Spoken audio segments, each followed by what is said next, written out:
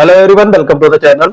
Percentage का दूसरा video देखेंगे। आरआरबी एनटीपीसी के कैंडिडेट ध्यान देंगे। ये आपका दूसरा वीडियो है, इसमें परसेंटेज को कवर करने की कोशिश करेंगे। जो साथी पहली बार जुड़ा है चैनल को सब्सक्राइब कर लेंगे और अपने दोस्तों को भी शेयर करेंगे। तो आइए विद इन सेकंड कैसे सॉल्व करेंगे ट्रिक्स के साथ समझते हैं। पहला क्वेश्चन वो दिया गया है, किसी छात्र ने एक संख्या को 5/3 के बजाय 3/5 से गुणा कर दिया। तो परसेंटेज त्रुटि आपसे पूछा गया है। आरआरबी एनटीपीसी 2021 में ये आया था। तो परसेंटेज एरर यहां पे निकालेंगे, परसेंटेज त्रुटि। तो यहां पर लिखेंगे, देखो सबसे पहले इसमें से इसको घटा देंगे, 5/3 माइनस 3/5 और डिवाइड बाई 5/3, क्योंकि बेस पहला वाला ये लेंगे, और इंटू 100। ये आपका आ जाएगा परसेंटेज एरर। अब इसको सॉल्व कर लेंगे। तो इसमें ऊपर वाले नंबर में एलसीएम हो जाएगा आपका 15, तो 25 माइनस 9, और इसका डिवाइड बाई 5/3 है। जब डिवाइड में बटे रहता है तो इसको गुणा कर देंगे और ये नंबर उलट देंगे, 3/5 हो जाएगा। अब यहाँ से 3 से ये 5 बार कट गया, और 25 में से 9 गया 16, और 16/25 आ जाएगा, और इंटू 100। 25 चक्कू 100, 16 चक्कू 64। तो यहाँ से 64% का एरर आ गया, जो कि आपके ऑप्शन सी में गिवन है। आई होप ये आप समझ गए होंगे। अगला देखेंगे। आपके प्रैक्टिस के लिए एक और क्वेश्चन लिया गया है, और सेम वैसे ही सॉल्व करेंगे। एक छात्र ने गलती से संख्या को 2/5 के बजाय 5/2 से गुणा कर दिया। गणना में हुई त्रुटि आपको ज्ञात करना है। तो इसको भी उसी तरीके से सॉल्व करेंगे। यहां पर देखो उल्टा लिखा हुआ है, 5/2 की बजाय 2/5 से गुणा कर दिया, ये लिखना चाहिए था। तो इसमें भी परसेंटेज एरर देखेंगे, वही सेम फार्मूला लगाएंगे, 5/2 माइनस 2/5 डिवाइड बाई 5/2 और इंटू 100। ठीक, तो ऊपर में एलसीएम हो जाएगा 10, 25 माइनस 2 दूना 4, और इसको मल्टीप्लाई करेंगे। जब डिवाइड है तो 2/5 आ जाएगा, 2 से ये 5 बार चला जाएगा, और इंटू 100 है ये। तो यहाँ से 25 में से 4 गया, 21 बचेगा, डिवाइड बाई 25 इंटू 100। तो 25 चक्को 100, तो 21 चक्को 84। तो ये आपका 84% आ जाएगा। ये करेक्ट उत्तर है, बी पार्ट में आपका गिवन है। आई होप ये समझ गए होंगे। अगला देखेंगे। यदि एक वर्ग की सभी भुजाओं की माप में 50% की वृद्धि कर दी जाए तो उसके क्षेत्रफल में होने वाली प्रतिशत वृद्धि आपको बताना है। तो वर्ग का क्षेत्रफल क्या होता है? वर्ग का क्षेत्रफल ये होता है भुजा स्क्वायर, भुजा स्क्वायर।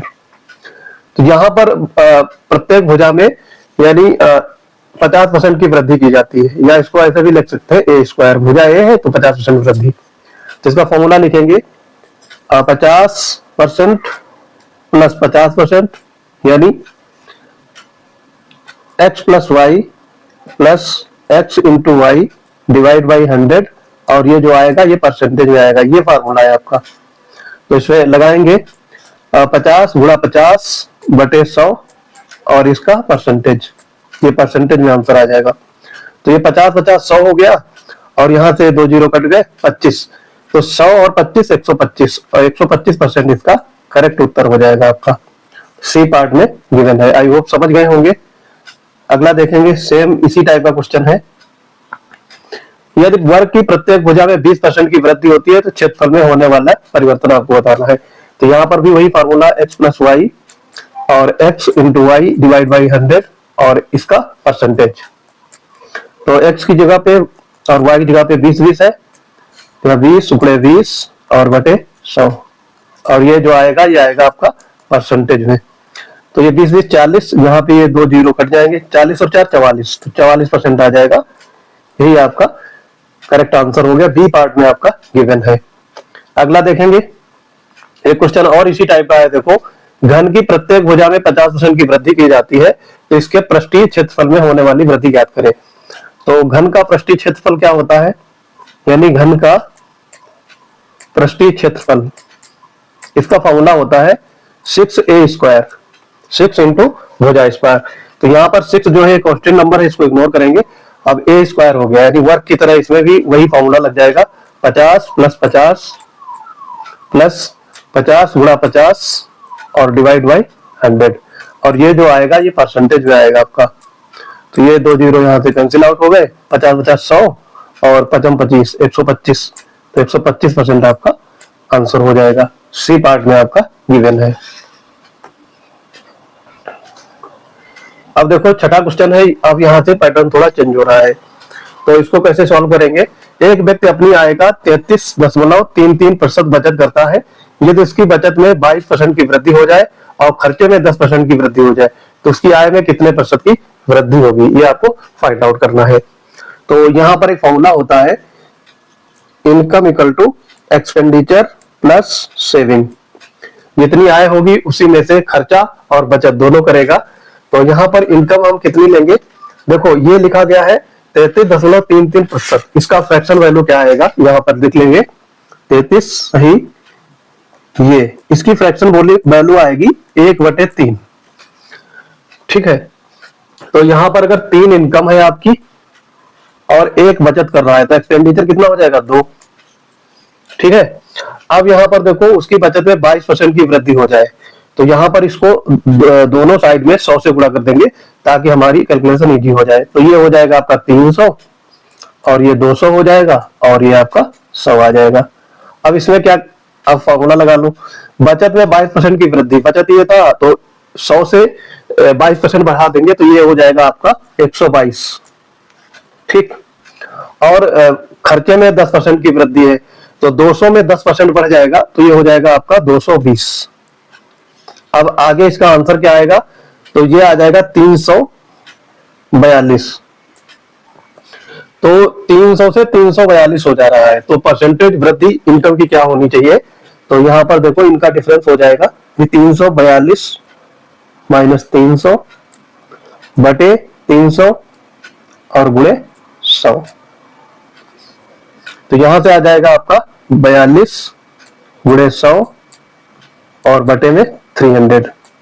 तो ये काट पीट कर लो, ये 14 बार आएगा, तो 14% ये आपका इनकम यानी आय में वृद्धि हो जाएगी। बी पार्ट आपका करेक्ट हो जाएगा।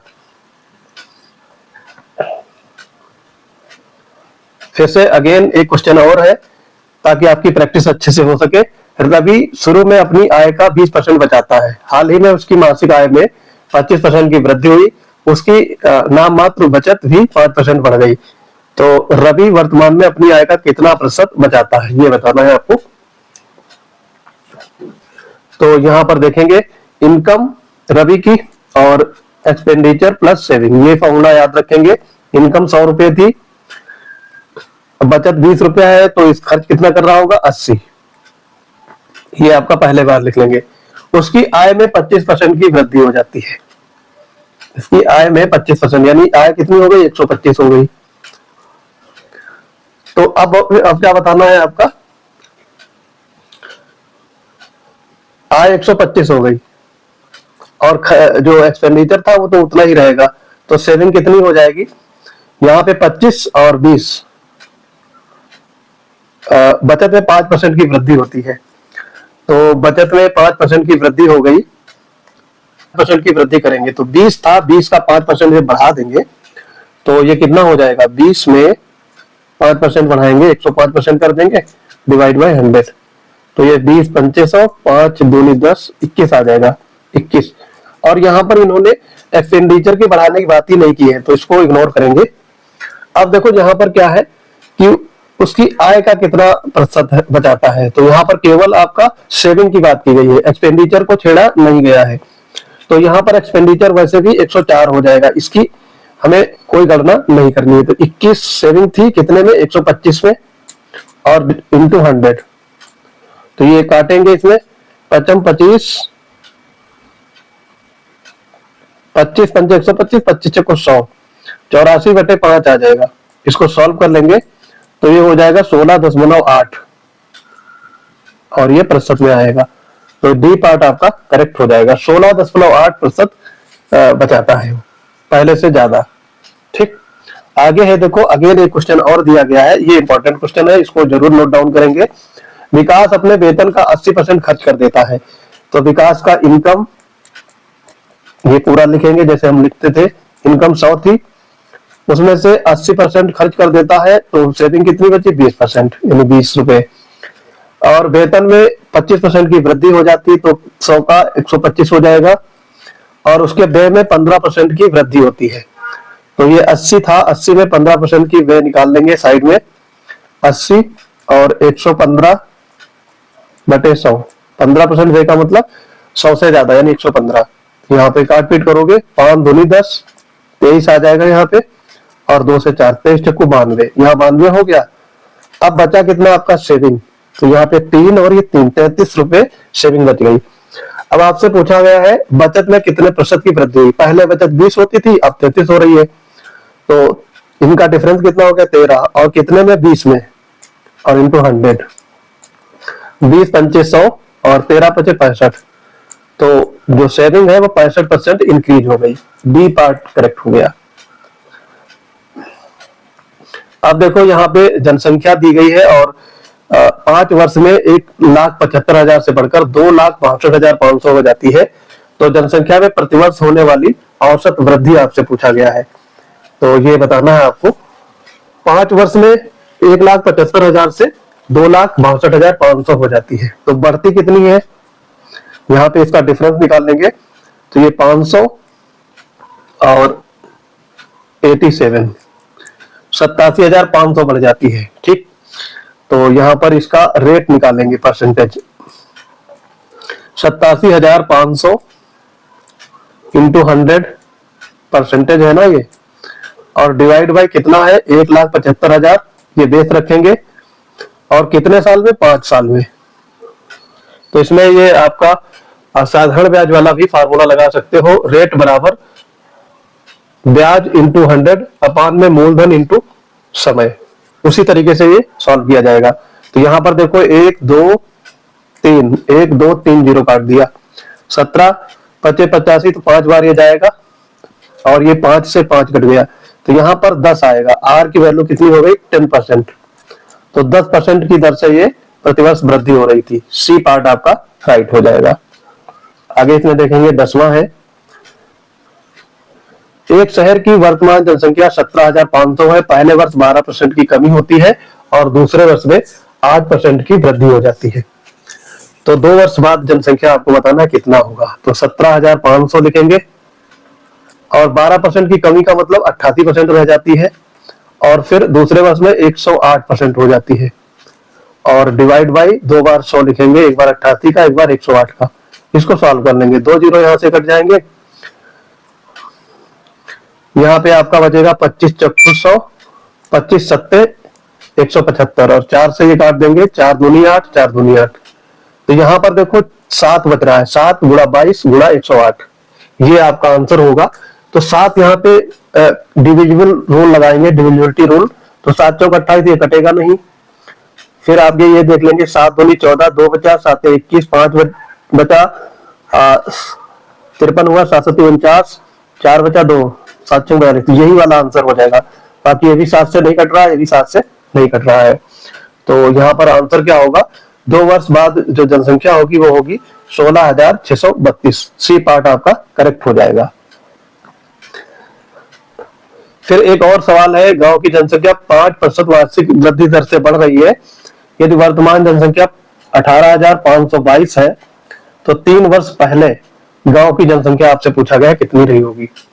5% की दर से बढ़ रही है तो 5% की वैल्यू क्या होती है फ्रैक्शन में? 1/20। कैसे आया? 5/100 कर देंगे और काट देंगे तो यही आ जाएगा। तो 1/20 है और ये वृद्धि हो रही है। वृद्धि का मतलब क्या है? 21/20।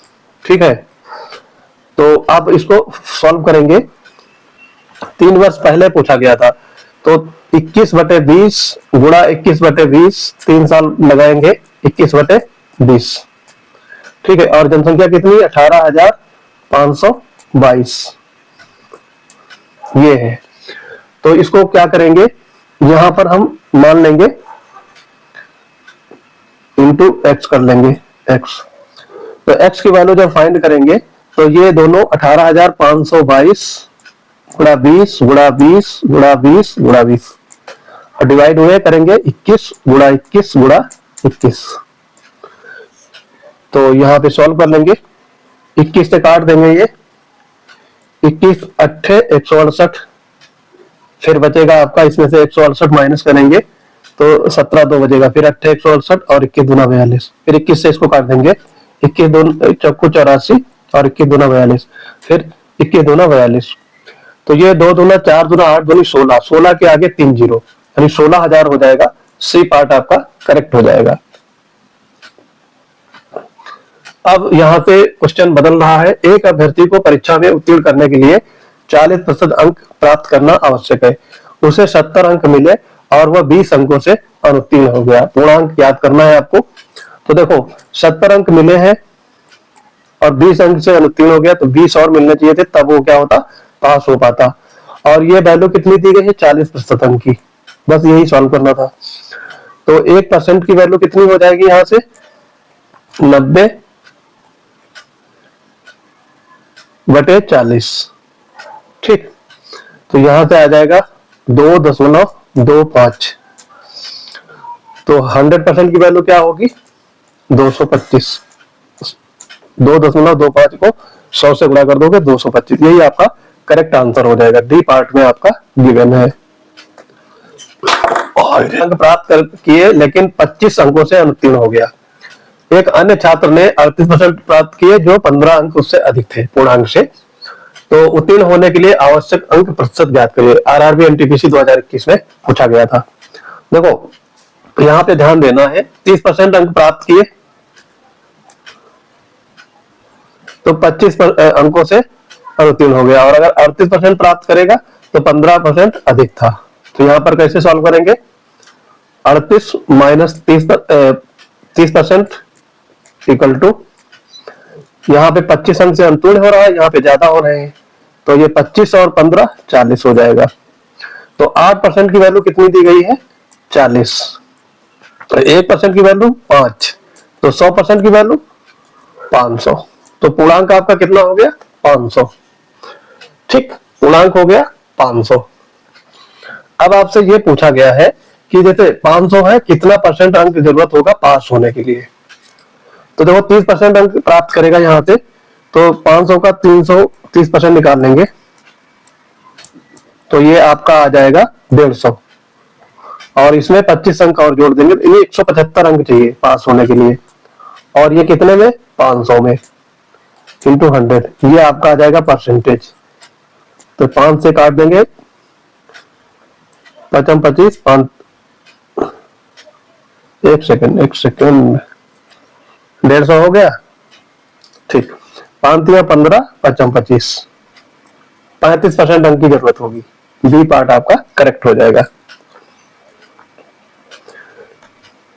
1000 लड़के 600 लड़कियां एक परीक्षा में भाग लेते हैं, 40% लड़के और 35% लड़कियां उत्तीर्ण होती हैं। अनुत्तीर्ण उम्मीदवारों का कुल प्रतिशत बताना है, जो लोग फेल हो जाते हैं उनका बताना है। तो हम सीधे फेल वाला ही फाइंड करेंगे। 1000 छात्र थे, इनका कितना फेल, लोग 40% पास होते हैं तो 60% फेल हो गए, ठीक, प्लस फिर आगे है 600 लड़कियां थी, 35% पास होती हैं तो 65% फेल हो जाती है, ठीक है।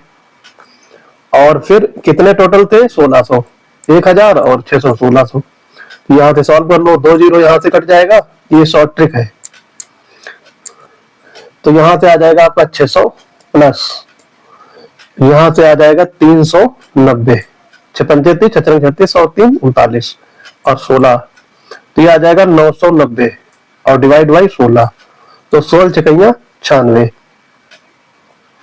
अब बचेगा कितना, 30, तो 16 एक कम 16, पॉइंट लगाएंगे तो 61 प्लस आएगा, 61.88%। सी पार्ट आपका करेक्ट हो जाएगा। ये देखो वन लाइनर सॉल्व करने का तरीका। एक चुनाव में उम्मीदवार जिसने 37% मत प्राप्त किए और विजयी उम्मीदवार से 5,20,000 मतों से हार गया, डाले गए मतों की कुल संख्या आपसे पूछा गया है। तो देखो 37% मत पाता है एक, 100 में 37%, तो बचा कितना, 63%, तो जीता है वो 63 पाएगा और जो हारा है वो 37, इनका डिफरेंस कितना है, 5,20,000। तो यहां से कितना हो जाएगा, ये आपका 26%। 26% की वैल्यू कितनी है? 5,20,000। तो 26 दूना 52, तो 1% की वैल्यू कितनी हो गई? 20,000। तो 100% की वैल्यू आपके पूछा गया है, 2 जीरो और चिपकाइए इसमें। 20 लाख, ठीक है। कई, दहाई, सैकड़ा, हजार, 10,000, लाख, 10 लाख, 20 लाख, यानी बी पार्ट आपका करेक्ट हो जाएगा। 16 नंबर है, एक चुनाव में दो प्रत्याशियों के मतों का अनुपात 2:9 है। यदि जीते हुए प्रत्याशी को 9,84,321 वोट मिले तो कुल वोटों की संख्या आपको बताना है। तो देखो, जीता है वो 9 पाएगा, तभी तो 9 रेशियो रहेगा। तो 9 की वैल्यू कितनी दी गई है? 9,84,321, और टोटल वोट है, कुल वोट का मतलब है 9 और 2 11, 11 की वैल्यू आपको फाइंड आउट करनी है। तो यही सॉल्व था, तो इसको सॉल्व कर लेंगे। 9 एकम 9, जीरो लगाएंगे, 9 9 81, 3 बचा 33, 9 3 27, 6 बचा 2 बचा, 9 4 54, 9 9 81। तो एक की वैल्यू कितनी आ गई? 1,09,369, तो 11 की वैल्यू इसको 11 से गुणा कर देंगे, 1,09,369। ठीक, अब इसको सॉल्व करना ही पड़ेगा। 11 99, 11 छिंगा 66 और 9 75, 11 तिहाई 33 और 7 40, और 11 99 और 4 103। ये जीरो है तो जीरो लग जाएगा, 11 कम 11 और 1 12, तो ये आ जाएगा आपका 12,03,059 वोट। ए पार्ट में गिवन है आपका। आगे देखेंगे, एक स्कूल में लड़कों और लड़कियों का अनुपात 3:2 है। यदि 20% लड़कों और 25% लड़कियों को छात्रवृत्ति मिलती है तो कितने प्रतिशत छात्रों को छात्रवृत्ति नहीं मिलती है? तो यहाँ पे ध्यान देंगे, ये भी वन लाइनर करेंगे। देखो, 3 अनुपात दिया गया है लड़कों का 3, लड़कों को मिलती कितनी है? 20%, तो 80% लड़कों को नहीं मिलती है, ये ध्यान देंगे। प्लस 2 रेशियो लड़कियों का था और कितनी मिल रही है? 25%, तो नहीं मिलती है कितनी? 75, 100 माइनस 25 कर देंगे, और टोटल ये कितना हो जाएगा? 5। इसको सॉल्व कर लेंगे तो ये आपका हो जाएगा 8 3 24, 240 प्लस 75 दूना 150 और डिवाइड बाई 5। इसको सॉल्व कर लेंगे, ये आ जाएगा 390 डिवाइड बाई 5, तो 5 7 35, 4 बजे 5 40, 78% छात्रों को छात्रवृत्ति नहीं मिलती है। ए पार्ट में गिवन है आपका आंसर। आगे है 50 लड़कों और 50 लड़कियों और 70 लड़कों की कक्षा में एक संगीत कार्यक्रम आयोजित किया। 40% लड़कियों और 50% लड़कों ने भाग लिया, तो कक्षा का लगभग कितना प्रतिशत हिस्सा कार्यक्रम में प्रेजेंट था, ये आपको बताना है। कितने लोग प्रेजेंट रहे? देखो, इसको सॉल्व करेंगे। 50 लड़कियां हैं, कितने प्रेजेंट थी? 40% लड़कियां। वन लाइनर भी इसको भी कर सकते हो, 70 गुणे 50 और डिवाइड बाई कितने हो जाएंगे? 50 और 70 120, तो यहाँ पे जीरो कट गया, जीरो कट गया। 200 प्लस 350, तो कितना हो जाएगा? 550 डिवाइड बाई 12, 12 चौक 48, 7 बजे 0 और 12 पंचे 60, 12 पंचे 60, 100 12 96, तो 45.8, लगभग अप्रॉक्स 46 के परसेंट छात्र उपस्थित रहे। तो यहाँ पर ए पार्ट आपका राइट हो जाएगा। 19वां सवाल देखेंगे, एक चुनाव में 75% वैध मतों से विजयी हुआ। एक उम्मीदवार 75% वैध मतों से विजयी हुआ। कुल 5,60,000 मतों में से 15% मत अवैध थे, तो वैध मतों की संख्या यहाँ पे आपको फाइंड आउट करनी है। तो कैसे सॉल्व करेंगे? देखो, 5,60,000 ये आपके टोटल मत है, इनमें से अब देखो ध्यान क्या देना है, यहाँ पे 75% वैध मत थे, तो 3/4 हो जाएगा। 75% की वैल्यू क्या होगी, 3/4। और 15% की वैल्यू, 15% का फ्रैक्शनल वैल्यू क्या होता है, 3/20। ये सब आपको आना चाहिए। 15/100 करेंगे तो 5 से काट देंगे, 5 या 15, 5 दूनी 3/20 आ गया आपका। अब आपसे पूछा गया है 15% अवैध थे, तो वैध कितने होंगे, यानी टोटल वैध थे 20, उसमें से 3 माइनस हो जाएंगे, तो 17, 17/20। तो ये वन लाइन में आपको सॉल्व हो जाएगा। जीरो यहां से कट गया, 4 दूनी 8, 8 सती 56 और 3 जीरो, तो ये 17 तिया 51, 51 और 51 से इसको गुणा कर देंगे 7000 को, तो ये हो जाएगा 3,57,000। ये वैध वोट थे। डी पार्ट में आपका गिवन है। 20वां क्वेश्चन करेंगे। अरुण की आय बाला की आय की 150% है, यदि चंदू की आय अरुण की आय का 120% है, यदि अरुण बाला और चंदू की कुल आय 86,000 रुपए है, तो चंदू की आय बताना है। आरआरबी एनटीपीसी, ये आपका आरपीएफ में पूछा गया था 2019 में। तो यहाँ पे देखो अरुण को ए से लिखेंगे, ये पहले रेशियो फाइंड कर लेंगे, बाला को बी से और चंदू को सी से। अब यहाँ पे ध्यान देना है,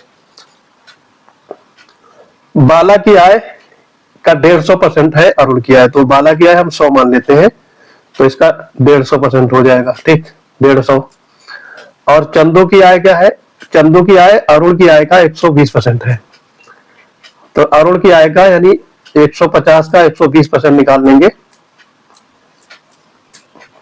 तो ये 2 जीरो यहां से कट जाएंगे, 15 गुणा 12 या 180 होता है, तो यहां से भी थोड़ा सॉर्ट आउट कर लेंगे, 3 जीरो कट गए, तो ये रेशियो आ जाएगा आपका 15, 10 और 18। आपसे पूछा गया है चंदू की आय, चंदू का मतलब 18 और टोटल कितना हो जाएगा, ये 15, 10, 25, 18, 43 और कुल आय है कितनी 86,000, तो 43 का दूना 86 और यहाँ 2 3 जीरो, तो 18 दूनी 36, 36,000 हो जाएगी किसकी, चंदू की आय। तो यहाँ पर आपका ए पार्ट में गिवन है। 21 नंबर में देखेंगे, गेहूं के मूल्य में 20% की कमी होने के कारण राम 800 में 5 किलो अधिक गेहूं खरीद सकता है। गेहूं की मूल मात्रा आपको फाइंड आउट करनी है, कितनी मूल मात्रा थी गेहूं की ये बताना है। तो 20% की कमी हो जाती है तो 1/5% हो जाएगा फ्रैक्शन वैल्यू, इसकी कमी हो रही है, ड्रॉप हो रहा है ये। तो यहाँ से प्राइस का रेशियो क्या हो जाएगा, पहले 5 था अब कितना हो गया 4, तो कंजप्शन इसका उल्टा होता है, 4 रेशियो 5, बस यही काम करना होता है। तो यहाँ पर 1 यूनिट की वैल्यू कितनी दी गई है, 4, ठीक है। 1 यूनिट की वैल्यू यहाँ पे 5 दी गई है, पहले 5 थी, बाद में 4 हो जाती है, तो 4 यूनिट की वैल्यू आपको फाइंड आउट करनी है, ठीक। तो 4 पंचे 20, तो 20 केजी आपका आंसर हो जाएगा, जो कि आपके बी पार्ट में गिवन है। अनीता और सरिता को प्रतिमाह कुल 6600 रुपए भुगतान किया जाता है। यदि अनीता को सरिता को दिए गए भुगतान का 120% भुगतान किया जाता है, तो सरिता को कितनी राशि का भुगतान किया जाता है, ठीक। इसको कैसे सॉल्व करेंगे देखिए समझेंगे। पहले अनीता फिर सरिता, रेशियो में लिखेंगे। सरिता, अनीता को सरिता का 120%, अगर सरिता के 100 रुपए है तो अनीता के कितने 120, इसको सॉल्व कर लेंगे। 0 0 6 5, ये हो गया आपका। अब आपको इसमें करना क्या है, सरिता की राशि निकालनी है, तो यहां से 5 और इनका टोटल कितना हो जाएगा 11, और ये थी कितनी 6600 रुपए, 11 छंगा 66, 600, 6 पंचे 30, तो सरिता का कितना है 3000, ए पार्ट में गिवन है। अब देखो लास्ट क्वेश्चन करेंगे। 40% के 20% में किसी संख्या का 50% जोड़ने पर योगफल कितना हो जाता है 20, तो 40 का 20% पहले करेंगे। 20% की वैल्यू 1/5 होती है, तो ये 8 आ गया, तो 8 प्लस, और नंबर अगर मान लो x है तो उसका 50% कितना होगा, x/2 हो जाएगा, आधा, और ये वैल्यू कितनी दी गई है 20, तो x/2 और 20 माइनस 8 ये 12 आ जाएगा। तो x की वैल्यू कितनी आ जाएगी, 2 गुणे 12 24। तो यहाँ पर ए पार्ट में गिवन है। तो आई होप ये वीडियो आपको समझ में आ गया होगा। चैनल को ज्यादा ज्यादा अपने फ्रेंड सर्किल रिलेटिव्स में शेयर करिए। मिलते हैं अपने अगले वीडियो के साथ, तब तक के लिए पढ़ते रहिए। जय हिंद।